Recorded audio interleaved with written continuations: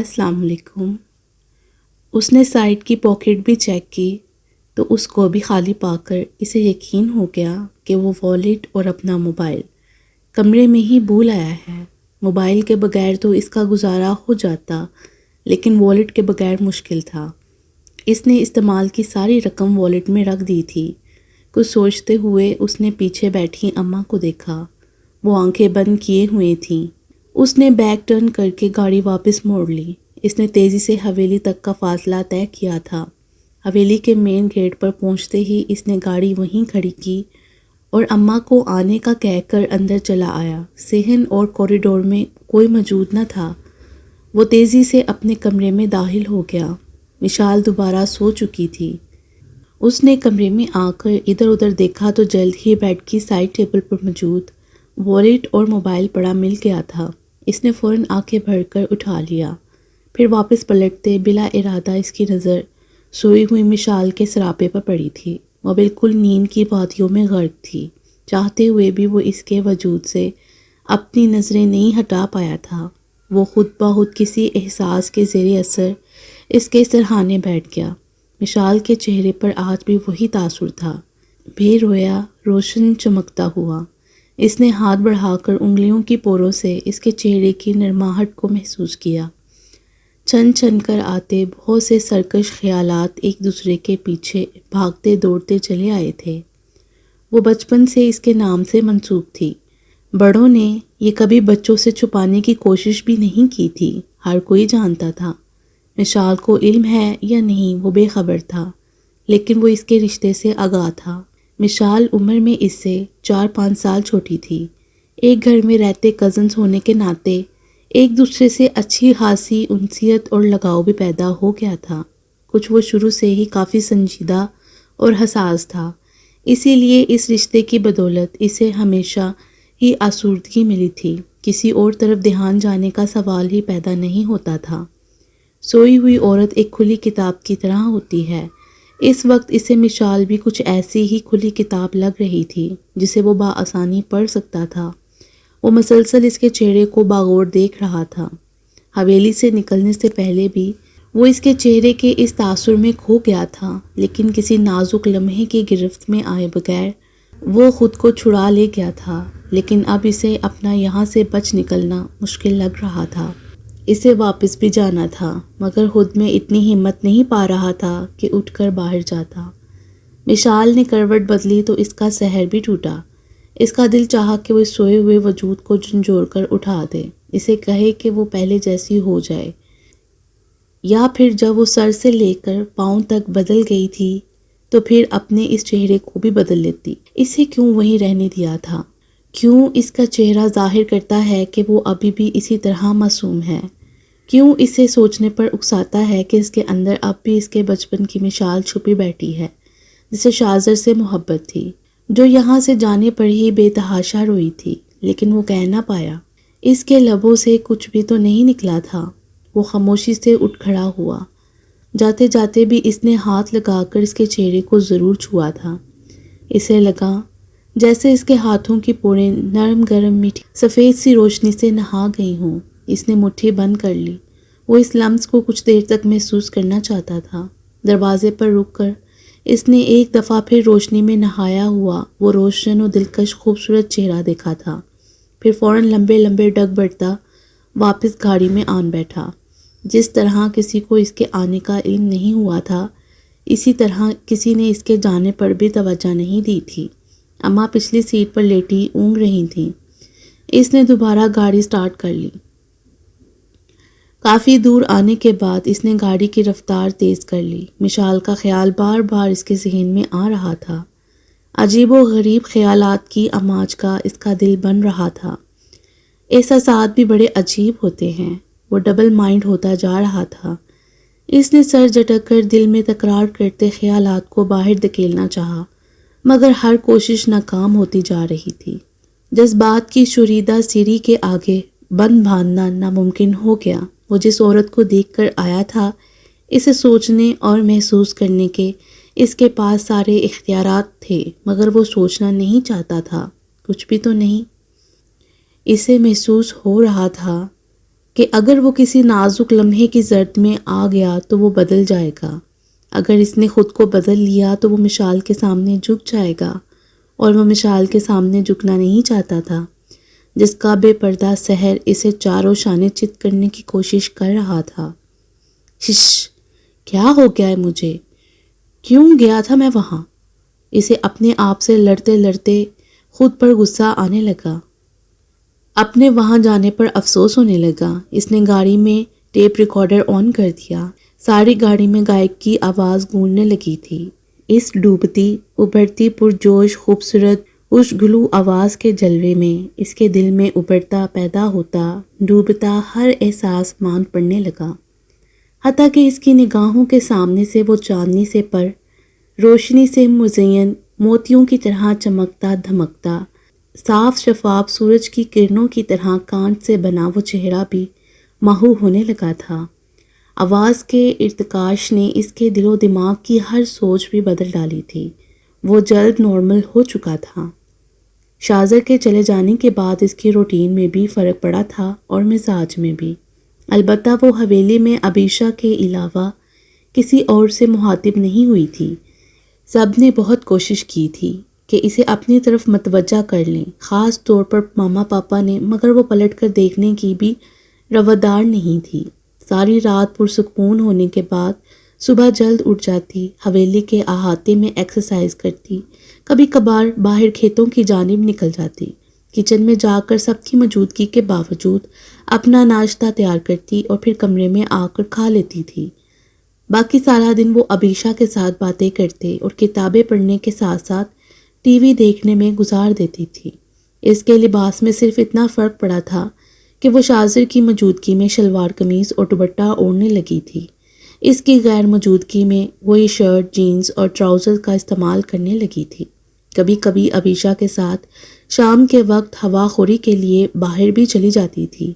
شازر کا کتنی دفعہ فون آ چکا تھا، وہ قصداً ہر بار نظر انداز کر جاتی تھی۔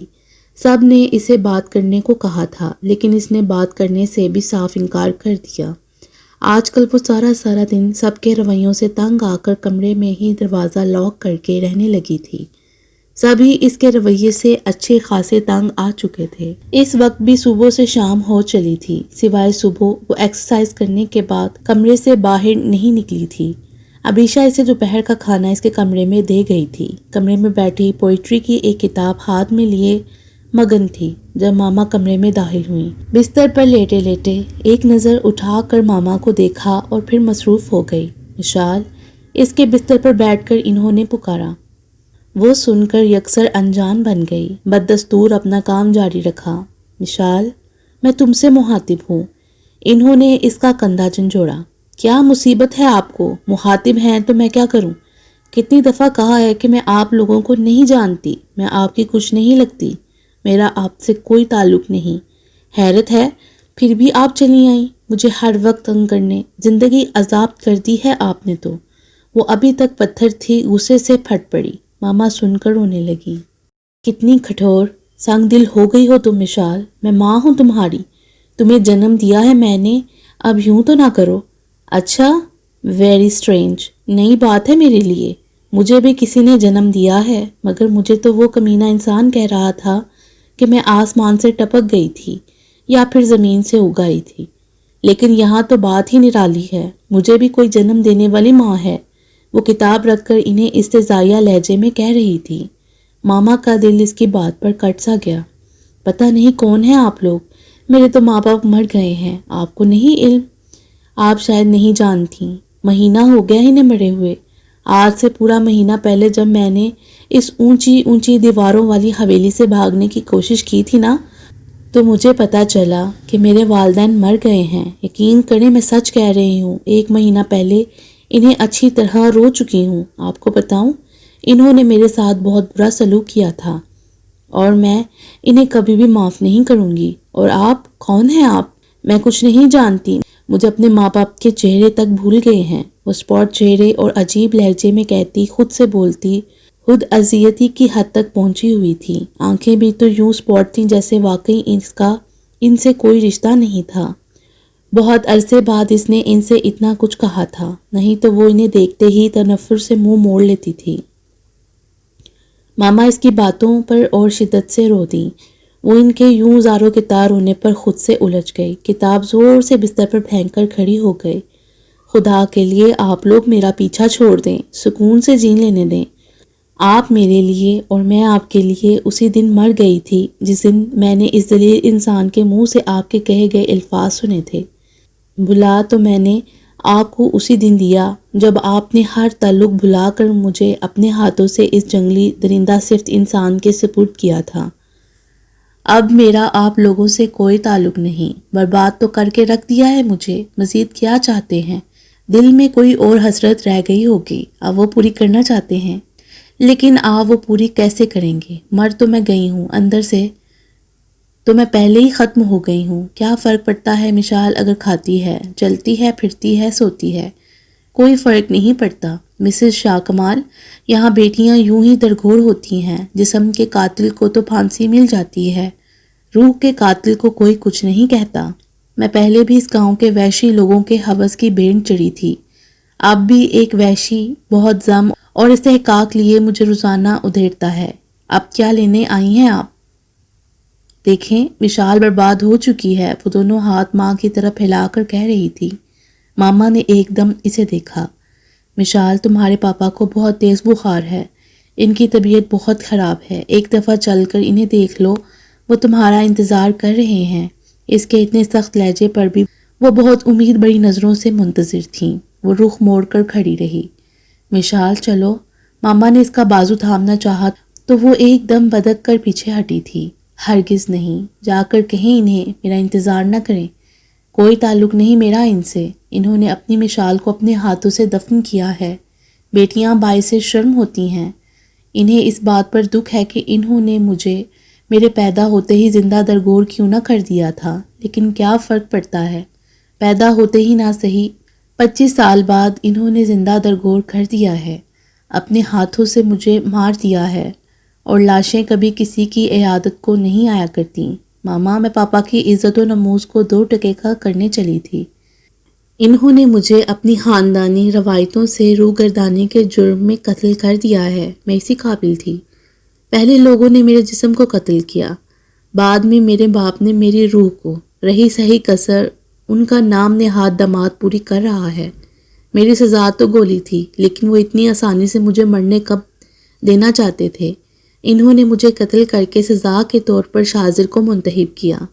پہلی دفعہ اس کے منہ سے شاذر کا نام نکلا تھا، نہیں تو وہ اس کے القابات پر جزبز تھی۔ کاش وہ مجھے حویلی کی دہلیز پار کرنے کے جرم میں گولی سے اڑا دیتے، میرے جسم سے جان نکال لیتے، تو اس وقت نہ میں روز جیتی نہ روز مرتی۔ انہیں جا کر کہہ دیں اس گاؤں اور اس حویلی کے منتخب کیے گئے قانون بہت سخت ہوتے ہیں، ایک قانون پر عمل کر کے انہوں نے فیصلہ کیا اور مجھے ہمیشہ ہمیشہ کے لیے زمین میں دفن کر دیا، نہ مرنے کے لیے نہ جینے کے لیے۔ اور دوسرا فیصلہ مشال کرتی ہے، جو انہی کی بیٹی ہے، ان کی رگوں میں اسی خاندان کا خون دوڑتا ہے۔ میں ان کے پاس نہیں آؤں گی، مر گئی میں ان کے لیے۔ ماما اسے یوں بکھرے بکھرے لب و لہجے اور انداز میں کہتا دیکھ کر آگے بڑھیں تو اس نے اتنے ہی قدم پیچھے ہٹا لیے۔ نہیں جائیں ماما، شاہ کمال کی جس بیٹی کا نام مشال تھا وہ مر گئی ہے، وہ زندہ نہیں ہے۔ میں نے خود کو اپنے ہاتھوں سے شاذر کے لیے نکاح نامے پر دستخط کرنے سے پہلے دفنا دیا تھا۔ اس وقت جو زندہ ہے وہ مسز شاذر جہاں زیب ہے۔ مان لیں جو مر جاتے ہیں وہ کبھی زندہ نہیں ہوتے، اور یہی بات جا کر شاہ کمال صاحب کو بھی سمجھا دیں۔ اس نے واقعی اپنا دل پتھر کر لیا تھا۔ ماما کافی دیر تک اسے دیکھتی رہیں، پھر جس طرح خاموشی سے آئی تھیں اسی طرح خاموشی سے نامراد چلی گئیں۔ جاتے وقت ان کی آنکھیں آنسوؤں سے بہہ رہی تھیں۔ وہ دوبارہ بستر پر بیٹھ گئی، کتنی دیر گمسم انداز میں ٹانگیں لٹکائے بیٹھی رہی، بے حس و حرکت، گمسم چپ چاپ، حتیٰ کہ آنکھیں لبالب نمکین پانیوں سے بھرتی چلی گئیں۔ ماما میں ہار گئی اس شخص کے سامنے، صرف اور صرف آپ اور پاپا کی وجہ سے۔ میں نے جو اتنے دن اس کا وحشیانہ ظلم سہا ہے، کس قدر گھٹیا اور وحشی ہے۔ آپ کو حقیقت کا پتہ چل جاتا تو یوں روتے ہوئے نہ جاتی۔ آپ نے تو ماما مجھ سے میری ذات کا اعتماد تک چھین لیا ہے، تنکوں سے زیادہ ہلکی ہو گئی ہوں میں۔ نہیں تو یہی شخص تھا جس سے بات کیا میں دیکھنا بھی گوارا نہیں کرتی تھی، اور اب آنکھیں بند کرتی ہوں تو سوائے اس کے سلوک کے کچھ اور سوچتا ہی نہیں۔ آنکھیں بند کر کے وہ رونے لگی۔ ماما، کوئی یوں بھی کرتا ہے اپنی بیٹیوں کے ساتھ؟ میں بری نہیں تھی، آپ نے مجھے سمجھا نہیں، میری ذات آپ لوگوں سے علیحدہ تو نہیں تھی، پھر کیوں مجھے گلے سرے عضو کی مانند کاٹ کر پھینک دیا؟ میں بد تہذیب اور بدتمیز تھی، آپ سب نے مل کر کر دیا۔ آپ نے کیوں کیا یہ سب کچھ؟ کیوں کیا ماما؟ میں تو آپ کی اپنی سگی بیٹی تھی، یوں رسوا تو نہ کرتی۔ کتنی دیر تک وہ سسک رہی تھی۔ جب دل کا غبار ذرا ہلکا ہوا تو دوبارہ کتاب کھول لی۔ اگلے چند دنوں میں پاپا کا بخار مزید تیز ہو گیا تھا۔ اسے عبیشہ سے ساری خبر مل جاتی تھی۔ اب تو اس نے صبح بھی کمرے سے نکلنا چھوڑ دیا تھا۔ اسے اب حویلی کے ہر مکین سے نفرت سی ہو گئی تھی۔ وہ تہمینہ اور زرینہ کے گھر گئی تھی۔ وہ دونوں بہنیں میکے آئیں تو اس سے حویلی میں ملنے آئی تھیں، مگر جب وہ ان کے گھر گئی تو سب نے اسے منع کیا تھا۔ برا مانا تھا، لیکن وہ سرکشی پر آمادہ تھی۔ سب کے منع کرنے کے باوجود وہ وہاں ساری دوپہر گزار کر جیسے ہی شام 4 کے قریب حویلی واپس آئی تو اس کے پاس عبیشہ آ گئی۔ پلیز مشال آپی، میرے ساتھ چلیں، پاپا کی طبیعت بہت خراب ہے، انہیں بہت تیز بخار ہے، ان پر غنودگی طاری ہو گئی ہے، وہ بار بار آپ کو بلا رہی ہیں، صرف ایک دفعہ چلے چلیں، بے شک 1-2 منٹ رک کر واپس آ جائیں، صرف ایک دفعہ۔ وہ منت کر رہی تھی۔ عبیشہ کے مقابلے میں وہ خود کو ہمیشہ کافی بے بس محسوس کرتی تھی، اب بھی ہارنے لگی، سو اقتباس میں گردن ہلا دی اور چپ چاپ اس کے ہمراہ چل دی۔ جب وہ ان کے کمرے میں پہنچی، ارد گرد ماما، چچی زینب، بڑی امی، بھابھی سب ہی موجود تھیں۔ ماما اسے دیکھ کر پاپا کو جگانے لگیں جو آنکھیں بند کیے ہوئے تھے۔ کمال دیکھے، مشال آئی ہے۔ ماما کی پکار پر انہوں نے فوراً آنکھیں کھول کر دیکھا جو ان کے بستر سے تھوڑا فاصلے پر کھڑی تھی۔ کیسی طبیعت ہے اب آپ کی؟ وہ ناپے تلے انداز میں کھڑے کھڑے پوچھنے لگی۔ پاپا کے دل میں ایک ہول سی اٹھی تھی، کتنی صدیوں کے سے فاصلے درمیان میں دھر آئے تھے۔ ٹھیک ہوں اب، بہت نحیف آواز میں وہ بولے تھے، جبکہ عبیشہ ان کے سرہانے بیٹھ کر ان کا سر دبانے لگی۔ وہ یوں ہی کھڑی رہی۔ آ تو گئی تھی، اب سمجھ نہیں پا رہی تھی کہ کیا کرے۔ مشی، کھڑی کیوں ہو، بیٹھو۔ شگفتہ بھابھی نے اپنی جگہ سے اٹھ کر اسے کرسی فراہم کی تو وہ نفی میں گردن ہلا کر بددستور کھڑی رہی۔ پھر ماما سے پاپا کی طبیعت کے بارے میں پوچھنے لگی۔ وہ اسے ان کی طبیعت کی بابت تفصیل سے بتانے لگیں۔ مزید چند منٹ رک کر وہ وہاں سے آ گئی تھی۔ اگلے 2 دن میں ان کی طبیعت مزید بگڑ گئی تو اظہر بھیا انہیں گاؤں سے باہر قریبی ہسپتال میں لے گئے۔ وہ خود تو ہسپتال نہیں گئی تھی، مگر عبیشہ سے ان کی طبیعت کے متعلق دریافت کرتی رہی۔ وہ وہاں 3 دن ایڈمٹ رہے تھے۔ دوائی اچھی تھی، برابر ٹریٹمنٹ مل رہا تھا، سو چند دنوں میں ہی انہیں کافی افاقہ ہوا تھا۔ گھر واپس آئے تو وہ ان کی عیادت کو جاتی رہی۔ ان سے وہ اب بھی نہیں بولتی تھی، بس کھڑے کھڑے طبیعت پوچھ لیتی تھی، اور ان کے لیے یہی بہت تھا کہ وہ کسی بات پر آمادہ تو ہوتی۔ صبح وہ اپنے مقررہ وقت پر اٹھتی تھی، رات وہ شاذر والے کمرے میں سونے کی بجائے عبیشہ کے ساتھ باتیں کرتے کرتے اسی کے کمرے میں سو گئی تھی۔ اب اٹھنے کے بعد منہ ہاتھ دھو کر پہلے کچن میں جا کر اپنے لیے ایپل جوس بنایا۔ رات کو وہ کھانا کھائے بغیر ہی سو گئی تھی۔ اس وقت بھوک لگی ہوئی تھی۔ جوس جگ میں بھر کر گلاس لے کے وہ حویلی کے دائیں احاطے میں چلی آئی۔ جگ اور گلاس ٹیبل پر رکھ کر وہ ایکسرسائز میں مشغول ہو گئی تھی۔ کچھ دیر بعد وہ تھک کر لان کے ایک گوشے میں بیٹھ گئی۔ گھٹنوں میں سر دیے بغیر کچھ سوچے وہ کافی دیر تک ٹھنڈی گھاس پر بیٹھی رہی۔ کچھ وقت سرکنے کے بعد اچانک اسے احساس ہوا کہ یہاں اس کے علاوہ کوئی اور بھی موجود ہے، کوئی ملازمہ ہوگی۔ آنکھیں بند کیے لمبے لمبے سانس لیتے اس نے اپنے خیال کی تردید کی۔ اب بس بھی کرو، کسی نے اس کا کندھا چھو کر کہا۔ یہ آواز کہہ کر مخاطب کرنے کا محسوس انداز صرف شاذر کا ہی تھا۔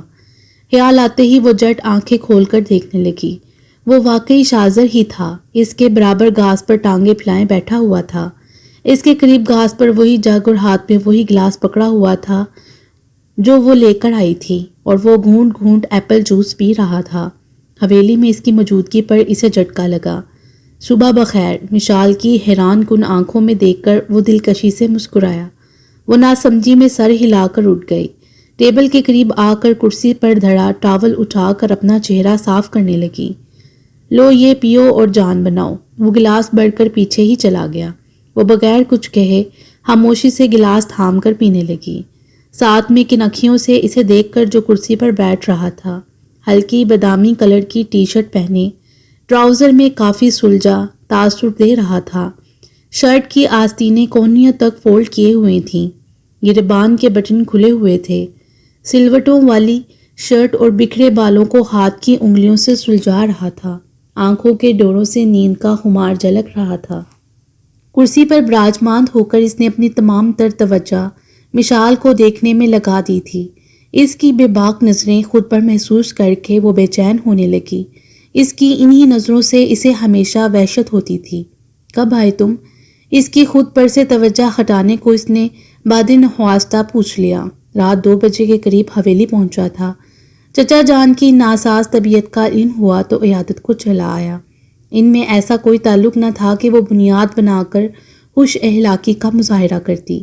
اس کی بات سن کر خاموش رہی۔ اس کی بلا سے وہ آئے یا جائے، خاموشی سے خالی جگ اور گلاس تھام کر اٹھ کھڑی ہوئی۔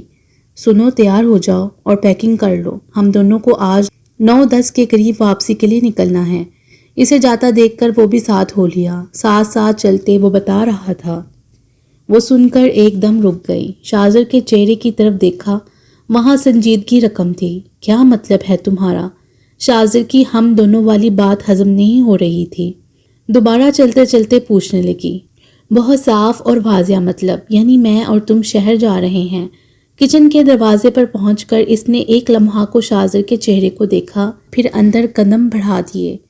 صرف تم، میں کہیں نہیں جا رہی، صاف ٹھوس الفاظ میں کہہ کر وہاں کچن میں موجود کسی کی بھی پرواہ کیے بغیر جگ اور گلاس سنک میں رکھ کر وہ ابیشا کے کمرے میں آ گئی۔ وہ پیچھے کھڑا بس گھورتا ہی رہا۔ یہ خود کو سمجھتا کیا ہے؟ سکون سے جینے بھی نہیں دیتا اور مرنے بھی۔ میں اس کے ساتھ کہیں بھی نہیں جاؤں گی، بتا دو اس حاکم کو۔ کمرے میں آ کر اپنا سارا غصہ ابیشا پر نکالا۔ وہ ساری صورتحال سے یکسر لا علم تھی۔ حیران ہو کر مشال کے سرخ چہرے کو دیکھا۔ کسے بتا دوں؟ وہ مشال سے پوچھنے لگی۔ شازر کو، اور کون ہے؟ کتنے آرام سے کمینہ کہہ رہا ہے کہ دونوں کو 9-10 بجے کے قریب واپسی کے لیے نکلنا ہے۔ وہ اس کی نقل اتار کے بتانے لگی۔ ابیشا کے چہرے پر اسے کمینہ کہنے سے مسکراہٹ پھیل گئی تھی۔ مشال نے اسے مسکراتے گھورا تو وہ بدک تمام اپنی مسکراہٹ چھپانے لگی۔ شازر بھائی آئے ہیں؟ اس کی طرح وہ بھی اس کی آمد سے لا علم تھی۔ اس نے پوچھنے پر سر ہلا دیا۔ اچھا، ٹھہرے، پھر میں مل کر آتی ہوں۔ وہ جانے کے لیے تیزی سے دروازے کی طرف لپکی تو اس نے اسے روک دیا۔ کوئی ضرورت نہیں اس جھگڑالو کو سرآنکھوں پر بٹھانے کی۔ میرا بس چلے تو اس ڈھانسو کو گھولی مار دوں۔ وہ واقعی سخت غصے میں ٹہل رہی تھی۔ ابیشا سمجھ کر رک گئی۔ وہ کسی ایک کی حمایت کر کے کسی دوسرے کی دل شکنی نہیں کر سکتی تھی۔ اگر شازر غلط تھا تو مشال بھی غلطی پر تھی۔ وہ کچھ کہنے کی بجائے مشال کا غصہ کم کرنے لگی۔ شازر کو تو جیسے واقعی سے ضد بندھی گئی تھی۔ اس کے مسلسل انکار کے باوجود وہ اپنے فیصلے پر جمع ہوا تھا۔ اس وقت بھی کمرے میں دونوں کے درمیان بحث چھڑی ہوئی تھی۔ مشال اس کے ساتھ جانے پر تیار نہیں تھی اور وہ اسے یہاں چھوڑنے پر راضی نہیں تھا۔ تمہاری وجہ سے چچا جان بہت ڈسٹرب رہے ہیں۔ غلطی ہو گئی مجھ سے کہ تمہیں پہلے ہی اپنے ساتھ کیوں نہ لاہور لے گیا۔ اب میں تمہیں یہاں رکھ کر انہیں مزید ڈپریشن میں مبتلا نہیں کر سکتا۔ پہلے ہی خدا خدا کر کے ان کی طبیعت سنبھلی ہے، اسی لیے آرام سے اپنی پیکنگ کر لو۔ تمہیں ہر حال میں میرے ساتھ جانا ہے، انڈرسٹینڈ؟ اپنے غصے، دھمکی، پیار اور اپنائیت بڑے لہجے کا کچھ بھی اثر نہ دیکھ کر وہ دو ٹوک انداز میں کہہ کر کمرے سے نکل گیا۔ وہ پیچھے کمرے میں کھڑی بری طرح بل کھاتی اسے گالیوں سلوتوں سے نوازتی رہی۔ شازر جب واپس کمرے میں آیا تو مشال کو آرام سے لیٹا دیکھ کر وہ اپنے آپ میں نہیں رہا تھا۔ بے اختیار آگے بڑھ کر بازو سے دبوچ کر بستر سے اسے اتارا۔ تم مشال بیگم اس قابل ہی نہیں کہ کوئی تمہارے ساتھ اپنائیت سے پیش آئے، وہ چبا چبا کر کہتا اسے گھور رہا تھا۔ مشال تو اندر تک چٹک گئی۔ جب میں اس قابل ہی نہیں ہوں تو پھر ساتھ لے جانے کا شوق کیوں ٹھاٹھے مار رہا ہے؟ درد کرتا بازو کھینچتے ہوئے اس نے غصیلے لہجے میں جوابی کارروائی کی تھی۔ شاذر نے ایک دم بازو مروڑ کر اس کی کمر کے گرد کسا تو مشال کی تو چیخ ہی نکل گئی، یوں لگا جیسے بازو ٹوٹ گیا ہو۔ اب اللہ، کتنا ظالم ہے یہ شخص! آنکھیں بڑھ آئیں۔ چھوڑو میرا بازو، کہیں نہیں جاؤں گی میں تمہارے ساتھ، وہ بری طرح چیخی۔ تمہارے تو فرشتے بھی جائیں گے۔ اس کے بازو کو جھٹکا دے کر شاذر نے اسے دوبارہ بستر پر دھکیلا۔ تیزی سے پلٹ کر دروازہ لاک کیا۔ وہ جو باہر بھاگ جانے کی نیت سے ایک دم بستر سے اٹھی تھی، اسی حالت میں بستر پر بیٹھی رہ گئی۔ کتنا چالاک تھا یہ! اسے رہ رہ کر غصہ آیا۔ پھر شاذر کو چند منٹ لگے تھے، جو چیز بھی ہاتھ لگی بیگ میں ٹھونسی تھی۔ وہ اسے جارحانہ موڈ میں پیکنگ کرتا دیکھ کر اپنے درد کرتے بازو کو سہلاتے تھوڑا سا ہائف تو ہوئی، مگر فوراً نارمل بھی ہو گئی۔ تم ہمیشہ کی طرح خواہ ضد کر رہے ہو۔ تمام مطلب کی اشیاء رکھنے کے بعد وہ بیگ کی زپ بند کرنے لگا۔ اس کے ارادے دیکھ کر وہ کہے بغیر نہ رہی۔ جواباً شاذر نے کوئی جواب دینے کی زحمت نہیں کی سوائے گھورنے کے۔ بیگ تھام کر اسے اسی حلیے میں بازو سے کھینچ کر باہر لایا۔ اس کی ساری مزاحمت بیکار گئی۔ وہ اسے کھینچتا کوریڈور سے ہوتا پورٹیکو کی طرف بڑھا، جہاں سب موجود تھے، ماما، پاپا اور بڑی امی سمیت۔ بے بسی کے احساس اس کی آنکھوں میں آنسو بھر آئے۔ شاذر، میرا ہاتھ چھوڑو، مجھے کہیں نہیں جانا۔ ہاتھ چھڑوانے کی ناکام کوشش کرتے انتہائی بے بسی پر پہنچ کر وہ اس پر چیخنے لگی، مگر شاذر پر مطلق اثر نہ ہوا۔ سب لوگوں کے پاس پہنچ کر وہ اس کا ہاتھ تھامے رک گیا۔ اچھا بڑی امی اور چچا جان، اب ہم لوگ چلتے ہیں۔ وہ کسی بھی طرح اپنا ہاتھ چھڑوا کر بھاگ جانے کی کوشش کر رہی تھی۔ وہ اس کی مزاحمت پر اسے گھور کر بڑی امی اور ماما پاپا سے اجازت مانگنے لگا۔ اپنا خیال رکھنا، اور مشال بیٹی کا بھی۔ بڑی امی نے دونوں کے سر پر ہاتھ رکھ کر نصیحت کی۔ وہ سر ہلا کر اسی طرح اس کا ہاتھ پکڑے چچا اور چچی کی طرف جھک گیا۔ دونوں نے اس کے سر پر ہاتھ پھیر کر اس کی پیشانی چومی تھی۔ وہ دکھ سے کٹ گئی۔ آج وہ ان سب کی شے پر ہی تو اتنا شیر بنا ہوا تھا، جیسے چاہے سلوک کر سکتا تھا۔ کھلی چھٹی ملی ہوئی تھی، جیسے وہ ایک بگڑی ہوئی بچی ہے اور اسے سدھارنے کے لیے شاذر کا بندوبست کیا گیا تھا، جسے اسے مہذب بنانے کے لیے ہر طرح کی اتھارٹی دے دی گئی تھی۔ اس کے چہرے پر موتیوں کی لکیر بننے لگی تھی۔ جیسے ہی ماما پاپا نے ہاتھ بڑھا کر اس کے سر پر ہاتھ رکھنا چاہا، اس نے سر ہی پیچھے کر لیا۔ شاذر نے اسے ملامتی نظروں سے دیکھا۔ مشال کا خیال رکھنا شاذر۔ پاپا اس کے رویے پر یکدم افسردہ اور خاموش ہو گئے۔ ماما نے کہا تھا وہ انہیں تسلیاں دیتا۔ اسے زبردستی گاڑی میں بٹھا کر دوسری طرف خود بھی آ کر بیٹھ گیا۔ پھر بڑی تیزی سے گاڑی ریورس کر کے گیٹ سے نکال لی تھی۔ وہ اس بے حس انسان کے سامنے رونا نہیں چاہتی تھی، مگر جیسے ہی گاڑی حویلی سے دور ہوتی گئی، وہ ہاتھوں میں چہرہ چھپا کر پھوٹ پھوٹ کر رو دی۔ شاذر نے لب بھینچے گاڑی ڈرائیو کرتے مشال کے وجود کو دیکھا، جو ننگے پاؤں ٹراؤزر اور ریڈ شرٹ میں ملبوس ننگے سر کھلے بالوں سمیت بری طرح رونے میں مصروف تھی۔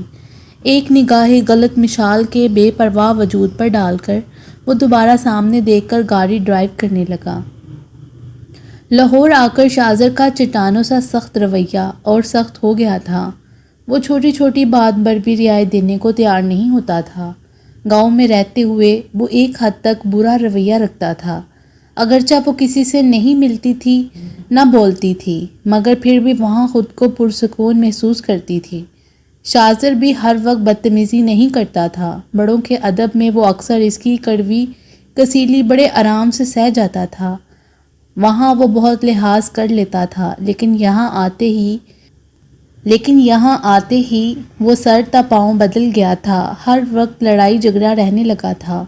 دن رات جب چاہتا سر پر مسلط رہتا، کبھی جملے بازی سے جان سلگاتا تو کبھی دست و پا سے ادھیڑ دیتا۔ اسے ملنے والا بنگلہ بہت خوبصورت، وسیع اور ہوادار تھا۔ اوپر سے شاذر نے اسے جس طرح سجایا بنایا تھا، دیکھنے کے لائق تھا۔ پہلی نظر جب مشال نے دیکھا تو تعریف کیے بنا نہ رہی تھی۔ سارا ماں اور ملازمین کی موجودگی میں اس کے لیے کرنے کو کچھ نہیں ہوتا تھا۔ شاذر کے آفس چلے جانے کے بعد وہ جس وقت بیدار ہوتی تب تک سارا ماں ملازمہ سے گھر کی صفائی وغیرہ کروا کر فارغ ہو چکی ہوتی تھیں۔ وہ ناشتہ کر کے نیوز پیپر دیکھتی، کچھ وقت ٹی وی دیکھ کر گزارتی، باقی جو وقت بچتا وہ بلائی پھرتی رہتی تھی، ادھر ادھر چکر لگاتے لگاتے جب تھکنے لگتی تو شاذر چلا آتا تھا۔ وہ اگرچہ کچھ خاص نہیں کرتی تھی مگر ایک شاذر ہی سب پر بھاری تھا، دن رات کا عذاب اسے تو یہی لگتا تھا۔ شروع کے چند دن دونوں پارٹیز اور دعوتوں میں مشغول رہے۔ شاذر کے دوست احباب اور دیگر جاننے والے ہر روز اس نو بہاتہ جوڑے کو اپنے ہاں مدعو کر لیتے، اسے نہ چاہتے ہوئے بھی شاذر کا ساتھ دینا پڑتا تھا۔ یہاں آ کر اس کی ڈریسنگ بھی بدل گئی تھی، ہر وقت شلوار قمیص اور بڑے بڑے سے ہم رنگ دوپٹے اگرچہ شاذر کی پرزور دھمکیوں سے مجبور ہو کر استعمال کرتی تھی مگر اسے ان کپڑوں میں خود کو دیکھ کر اپنائیت و طمانینت کا ایک گہرا احساس ہوتا تھا۔ اسے اپنا آپ اندر باہر سے بدلا بدلا لگنے لگتا۔ اس وقت سارا اماں قریبی مارکیٹ گئی ہوئی تھیں، چوکیدار گیٹ پر چوکس کھڑا تھا۔ ہان سامہ اور اس کی بیوی گھر کا کام سمیٹ کر اپنے کوارٹر میں چلے گئے تھے۔ شاذر نے اس کے باہر نکلنے پر سخت پابندی کر رکھی تھی، وہ صرف اس کے ہمراہ ہی کہیں آتی جاتی تھی جبکہ وہ سارا اماں کے ساتھ بھی کہیں آ جا نہیں سکتی تھی۔ اس وقت گھر میں کوئی نہیں تھا، وہ کتنے دنوں سے جولف کو برطانیہ فون کرنے کا سوچ رہی تھی۔ جب تک حویلی میں تھی اکثر فون کر لیتی تھی، یہاں آنے کے بعد سارا اماں کی وجہ سے اور پھر شاذر کی کڑی نگرانی کی بدولت وہ بہت دفعہ چاہنے کے باوجود فون نہیں کر سکی تھی۔ ٹی وی لانچ میں آ کر ٹیلی فون سیٹ اٹھا کر صوفے پہ بیٹھ گئی، بہت احتیاط سے جولف کا فون ملا کر بات کرنے لگی۔ تقریباً 15-20 منٹ تک جول سے برطانیہ بات کرتی رہی۔ جب سارا اماں آ گئیں تو وہ فون بند کر کے فارغ ہو چکی تھی۔ ان کے ہاتھ میں شاپنگ بیگز میں خورد و نوش کی اور روزمرہ استعمال کی اشیاء تھیں۔ کھانے پینے کی چیزیں وہ خود ہی لاتی تھیں، اکثر وہ خود ہی کھانا تیار کرتی تھیں۔ تم نے ناشتہ کر لیا تھا؟ اسے اخبار پڑھتے دیکھ کر وہ پوچھنے لگیں۔ اس نے اقتباس میں سر ہلا دیا۔ وہ ہر کام سے اجتناب برت سکتی تھی سوائے کھانے پینے کے۔ وہ کھانا وقت پر ہی کھاتی تھی۔ حویلی سے اکثر فون آتا رہتا تھا، وہ فون بہت کم ریسیو کرتی تھی، زیادہ تر سارا اماں خود ہی اٹینڈ کرتی تھیں۔ جب بھی حویلی سے اسے بات کرنے کو کہا جاتا وہ صاف انکار کر جاتی، سوائے ابیشہ کی کالز کے وہ کسی سے بات ہی نہیں کرتی تھی۔ اس مسئلے پر اس کے اور شاذر کے درمیان کئی دفعہ اچھی خاصی جھڑپ بھی ہو چکی تھی اور نتیجہ حسب روایت صفر ہی رہتا تھا۔ وہ عورت ہونے کے ناطے انا خودداری کا علم بلند کیے ہوئے تھی اور جھکنے پر تیار نہیں تھی۔ دوسری طرف شاذر مرد ہونے کے ضم میں اسے دبانا چاہتا تھا، جواباً اسے منہ کی کھانی پڑتی تھی۔ وہ اسے ابھی تک تسلیم کرنے کو تیار نہیں تھی، سو نقصان دونوں برابر کا اٹھا رہے تھے۔ وہ اس کے ساتھ خوش نہیں تھی۔ شاذر اس کی پسند اور من مرضی کا نہیں تھا، زبردستی کا سودا تھا۔ وہ اس کے ساتھ زندگی بھی نہیں گزارنا چاہتی تھی۔ اپنے ہر عمل سے، ہر رویے سے، ہر بات اور ہر کام سے وہ برملا شاذر کی ذات اور اسے وابستہ تعلق کی نفی کر رہی تھی۔ حالات دن بدن کشیدگی کی صورت اختیار کرتے جا رہے تھے۔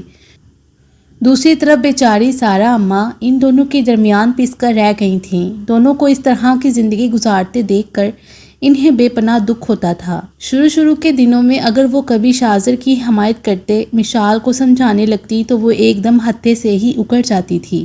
اگر شاذر کو اپنے اعصاب پر کنٹرول رکھنے، غصہ پینے کا مشورہ دیتی تو وہ بلبلا اٹھتا تھا۔ وہ سمجھا کر تنگ آ چکی تھیں تو دونوں کو اپنے اپنے حال پر چھوڑ کر وہ ان کے معاملے سے ہی نکل گئی تھیں۔ آج کل ان دونوں سے ہی ناراضگی چل رہی تھی۔ ادھر مشال بھی کچھ الجھی سی رہنے لگی تھی۔ جول سے تقریباً اس کی ہر دوسرے دن فون پر بات ہو جاتی تھی۔ وہ جب بھی فون کرتی وہ اسے شاذر کے ساتھ خوش رہنے کی تلقین کرتا رہتا تھا۔ اس کے اور شاذر کے درمیان موجود بندھن ایک اٹل حقیقت تھا جو وہ ہر بار اسے اس بندھن کا احساس دلا کر تسلی دیتا رہتا۔ اب تو وہ اس کی نصیحتوں سے اکتا کر اس سے بھی ناراض رہنے لگی تھی۔ وہ خود کو شاذر کے شکنجے سے نکالنے کی جتنی بھی ترکیبیں سوچ سکتی تھی وہ سب کی سب طلاق کے مسئلے پر جا کر ختم ہو جاتی تھیں، اور شاذر اسے کسی بھی قیمت پر کبھی بھی آزاد نہیں کرے گا۔ وہ یہ بھی اچھی طرح جانتی تھی۔ جسم کے ساتھ ساتھ اب تو اسے اپنی روح بھی قید ہوتی لگ رہی تھی، اور وہ جولف کی نصیحت پر عمل کرنے کو کسی بھی قیمت پر تیار نہیں تھی۔ وہ الماری کھولے کپڑوں کو سیٹ کر کے دوبارہ الماری میں رکھ رہی تھی۔ اس کی نظر شاہزر کی شرٹ پر پڑی تو وہ اٹھا کر دھونے والے کپڑوں میں رکھنے لگی۔ صبح شاہزر آفس جانے سے پہلے یہ شرٹ اتار کر گیا تھا، بس اچانک ہی شرٹ کی جیب سے کوئی چیز نکل کر قالین پر گر گئی۔ اس نے جھک کر اٹھایا تو وہ اس کا پاسپورٹ تھا، جو اس دن حویلی سے نکلنے سے پہلے اس نے اپنے بیگ میں رکھا تھا اور بیگ شاہزر نے لے لیا تھا۔ اب اچانک پاسپورٹ دیکھ کر وہ بے انتہا خوش ہو گئی، بھاگ کر ٹی وی لاؤنج میں آ گئی۔ سارا اماں اپنے کمرے میں قیلولہ فرما رہی تھیں۔ وہ احتیاط سے نمبرز ملا کر جولف کا انتظار کرنے لگی۔ تھوڑی دیر بعد وہ لائن پر تھا۔ جولف، مجھے میرا پاسپورٹ مل گیا ہے، چھوٹتے اس نے خوش ہو کر بتایا۔ ریئلی؟ یہ تو بہت اچھی بات ہے۔ اس کی خوشی پر وہ بھی خوش ہوا۔ پاسپورٹ میرے پاس ہے، پلیز تم بتاؤ میں کیا کروں؟ دیکھو مشال، میں تمہاری اس طرح کوئی مدد نہیں کر سکتا۔ ہاں تم شاہزر سے ایک دفعہ بات تو کرو، اس طرح زندگی نہیں گزرتی۔ اس نے پھر سمجھانا چاہا تو وہ بھڑک اٹھی۔ Please stop it golf, please, تمہارے ساتھ یہ سب ہوتا تو میں پوچھتی۔ بہت دکھ سے اس نے کہا تو دوسری طرف خاموش رہا۔ کیا چاہتی ہو تم؟ مجھ سے کیسی مدد کی خواستگار ہو؟ مجھے صرف برٹش سفارت خانے کے فون نمبرز چاہیے، باقی کا کام میں خود کر لوں گا۔ اتنی تو میری مدد کر سکتے ہو، ناراضگی سے کہا تو وہ نمبرز لکھوانے لگا۔ پلیز مشال، کچھ الٹا سیدھا مت کر بیٹھنا، مجھ سے زیادہ تم خود پاکستانی جاگیرداروں کو بہتر طور پر جانتی اور سمجھتی ہو۔ جو بھی قدم اٹھانا مجھے ضرور آگاہ کر دینا۔ اس کے اس پرخلوص مشورے پر اس نے فوراً سر ہلا دیا۔ مزید چند منٹ بات کرنے کے بعد اس نے ریسیور رکھ دیا تھا۔ سارا ماں کے آ جانے کی وجہ سے وہ برٹش سفارت خانے میں پھر کبھی رابطہ کرنے کا سوچ کر ریلیکس ہو گئی۔ پاسپورٹ اور فون نمبرز احتیاط سے رکھ کر وہ سنہری موقع کا انتظار کرنے لگی، مگر اس سے پہلے کہ وہ سنہری موقع ہاتھ آتا، شاہزر ساری حقیقت سے آگاہ ہو گیا تھا۔ ساری صورتحال کچھ یوں ہوئی کہ جیسے ہی نیا مہینہ شروع ہوا تو شروع تاریخوں میں ہی فون کا بل ریسیو ہوا تھا، جو بدقسمتی سے چوکیدار نے شاہزر کو عین اس وقت لا کر دیا جب دونوں بیٹھے چائے پی رہے تھے، اور یہ بھی مشال کی بدقسمتی ہی تھی کہ بل پورے 5000 کا تھا۔ شاہزر یہ بل دیکھ کر از خود حیران ہوا۔ اتنا سارا بل یہ کیسے ہو سکتا ہے؟ لے دیکھ کے صرف حویلی سے اکثر فون آتا ہے۔ جہاں تک میری معلومات ہیں تم نے کبھی حویلی کال نہیں کی، اور نہ ہی سارا اماں کہیں فون کرتی ہیں، جبکہ میرے پاس اپنا پرسنل سیل ہے، میں اسی سے کال سنتا بھی ہوں اور کرتا بھی ہوں۔ پھر یہ اتنا سارا بل کیسے بن گیا؟ شاہزر بہت کین مائنڈڈ پرسن تھا، اتنی سی بات پر مشکوک ہو رہا تھا، چونکہ مشال کے دل میں چور تھا۔ اس کے یوں حیران ہونے پر اندر ڈر گئی تھی، تاہم وہ اپنی لا علمی کا اظہار کرتے، اپنے اعصاب کو پرسکون رکھتے اس کے پاس سے اٹھ گئی تھی۔ مشال کا خیال تھا کہ یہ اتنی اہم بات نہیں، شاہزر صرف بل کی زیادتی پر برہم ہو رہا ہے، اس کے علاوہ اس نے کچھ اور نہیں سوچا ہوگا۔ لیکن یہ اس کی خام خیالی رات سونے سے پہلے غلط ثابت ہو گئی۔ جب وہ سونے کے لیے لیٹ رہی تھی تو شاہزر بھی بیڈ روم میں چلا آیا۔ تم نے برطانیہ کالز کی تھیں؟ وہ بھی لیٹتے ہی پوچھنے لگا۔ وہ جو آنکھوں پر بازو لپیٹے سونے کی کوشش کر رہی تھی، اس کی آواز سن کر وہ چونک گئی، بازو ہٹا کر اسے دیکھنے لگی اور بغور اس کا جائزہ لے رہا تھا۔ وہ نظریں چرا گئی۔ نہیں، جھوٹ بولتے اس کی آواز لڑکھڑائی تھی۔ خود کو شاہزر کی تیز نگاہوں سے بچانے کے لیے کروٹ بدلی۔ شاہزر نے غیر متوقع طور پر اس کا رخ دوبارہ اپنی طرف موڑ لیا۔ جھوٹ بول رہی ہو تم؟ اس کے رنگ بدلتے متغیر چہرے کو نظروں کے حصار میں رکھتے کافی کھردرے لہجے میں پوچھ رہا تھا۔ وہ اندر ہی اندر خوفزدہ ہو گئی۔ لاہور آنے کے بعد اگرچہ شاہزر نے اسے شادی کے دنوں کی طرح ٹارچر نہیں کیا تھا، لیکن اس کے دل میں اس کا بہت خوف بیٹھ گیا تھا۔ بخشتا تو وہ اب بھی نہیں تھا۔ میں نے فون انکوائری آپریٹر سے پتہ کروایا ہے، یہ کالز برطانیہ ہوئی ہیں اور ہمارے ہی فون نمبر سے کی گئی ہیں۔ یہ سارا بل ہمارا ہی بنتا ہے، اور یہ کال یقیناً تم نے ہی کی ہیں، وہ سخت لہجے میں بتا رہا تھا۔ آنکھوں میں چٹانوں کی سی سختی تھی، ہاتھ کی گرفت اس پر سوا تھی۔ پہلی دفعہ وہ کسی بات سے اس کے سامنے نظریں چرانے پر مجبور ہو گئی۔ دل علیحدہ سوکھے پتے کی طرح لرز رہا تھا۔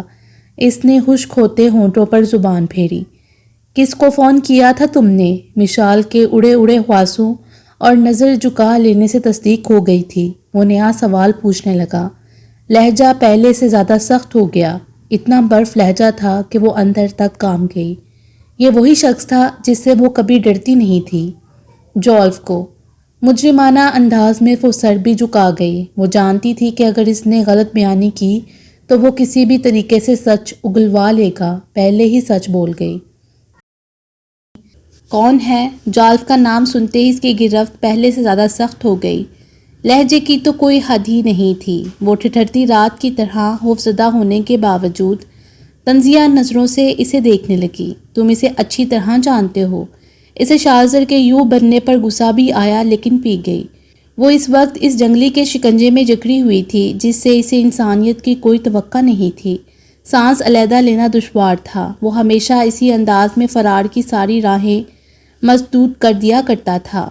اچھا، اور پاسپورٹ کہاں ہے؟ وہ اس سوال پر جتنا بھی چونکتی کم تھا۔ آنکھیں خوف سے زیادہ خیرت سے پھٹنے کو بےتاب تھیں۔ شاہزر اس کے دم بدم بدلتے رنگ پر نظریں رکھے ہوئے تھا۔ بتاؤ کہاں ہے پاسپورٹ؟ مشال کی بری طرح شامت آ چکی تھی۔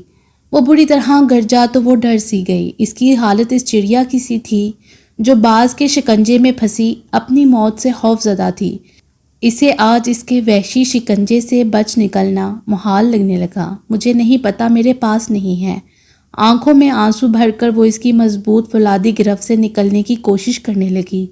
یہ شخص اس کا ہر منصوبہ ناکام بنائے دے رہا تھا، ہر دفعہ اس کی راہ میں حائل ہو جاتا تھا۔ اس کا دل چاہا وہ اپنی بے بسی اور بدقسمتی پر دھاڑیں مار مار کر روئے۔ وہ اس سفاک انسان کی سفاکیت سے نہیں بچ سکتی تھی۔ وہ اس وحشی انسان کے ظلم اور قید سے نہیں چھوٹ سکتی تھی۔ اسے یقین ہو گیا۔